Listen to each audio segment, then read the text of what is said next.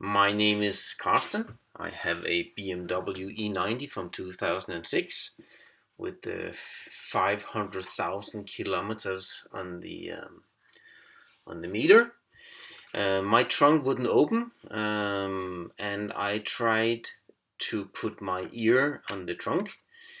I could hear that the actuators in the four doors, they locked and unlocked the doors, but I couldn't hear any noise from the trunk. So apparently was the actuator in the trunk that didn't work.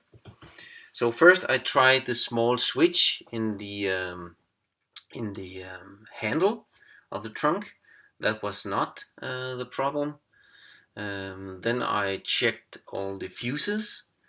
That was neither the problem. Then I found out that in the rubber tube, that is having all the wires coming from the car into the compartment trunk lid, that there was several wire that was broken. So I gathered all the tools I needed and I made a special tool.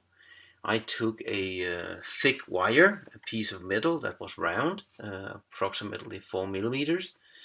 I took a hammer and hammered it flat in the end, and then I drilled a hole in that flat end so I could mount the wire there.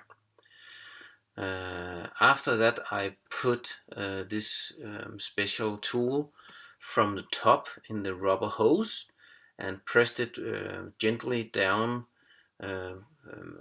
making sure that the rubber hose was straight. And when it came out in the button, I took a new piece of wire and dragged that up through the rubber hose.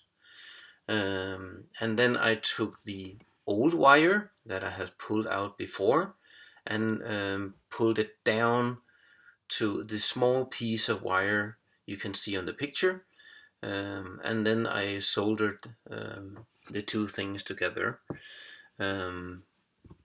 So now my BMW and the trunk is working again.